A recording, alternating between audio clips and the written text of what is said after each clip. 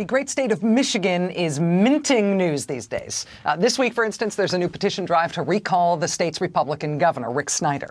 The language on the petitions got approved on Monday, so people can now start signing those petitions if they want Governor Snyder recalled from office. This is try number 2 against Governor Rick Snyder. Putting officials in Michigan up for a recall is really kind of a hard thing to do. It's a very high threshold you've got to cross.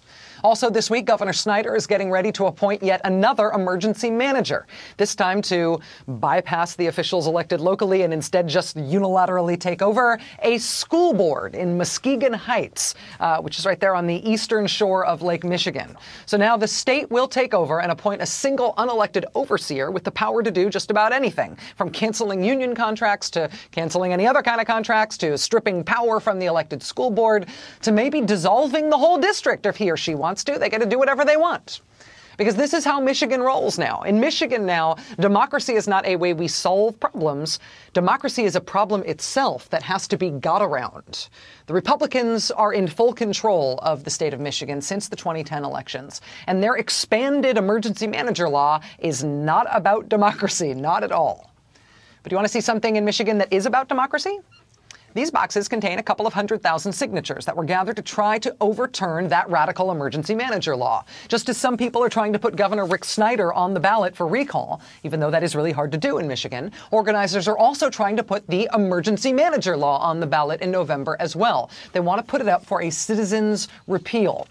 On the last day of February, they caravanned to the state capitol, to Lansing, and they delivered 50 boxes of signed petitions to the Board of State Canvassers. The petitions included roughly 60,000 more signatures than they need to get this thing on the ballot. The Board of State Canvassers has been counting and verifying the signatures ever since, and it looks now like the canvassers are close to finishing up.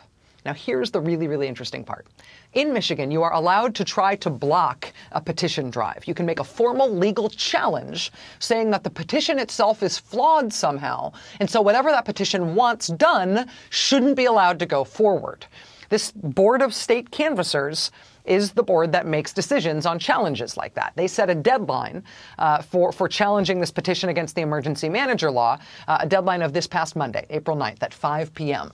And get this, at 4:08 p.m., with 52 minutes to go before the deadline, a challenge to that petition against the emergency manager law indeed came in.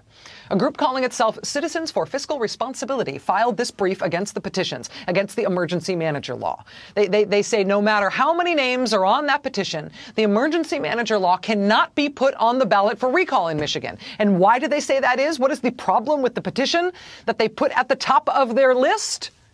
Quote, "The font size of the heading is significantly smaller than is required by Michigan election law." Seriously? Really? Seriously, really? The font size of the heading is too small. As someone commented on our blog this week, if they really are citizens for fiscal responsibility, you might think they'd like a smaller font because you would save money on ink and paper. For the record, the people who circulated the petition told us today that they stand by their work. They say that the folks who printed the petition have assured them that the font is the right legal size.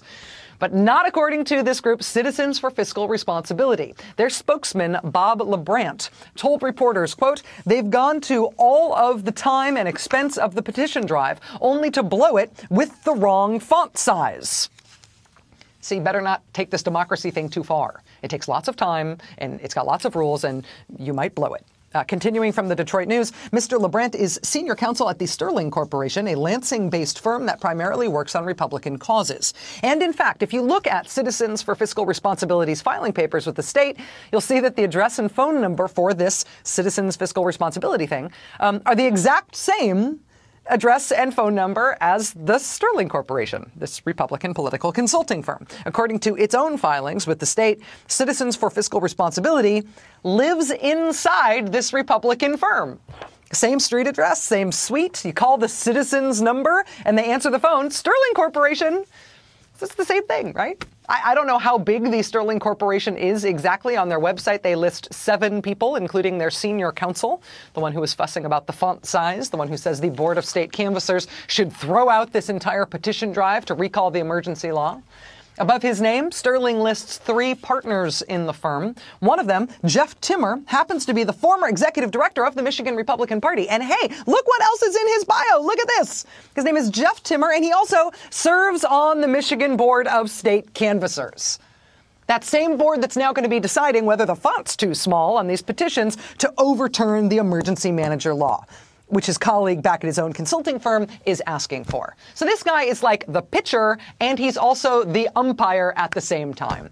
You've got Citizens for Fiscal Responsibility challenging the petitions from inside a Republican consulting firm and getting represented by the senior counsel for that Republican firm, while one of the firm's partners serves on the board that's going to impartially decide whether Citizens for Fiscal Responsibility gets to stop this act of democracy in Michigan because they say the font on the petitions is a hair too small.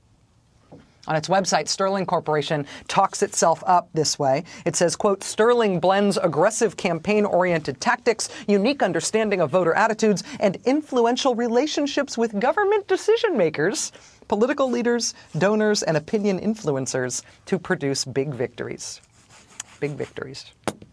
We have called and written to Jeff Timmer, who, of course, is both a Republican strategist and a government decision maker now.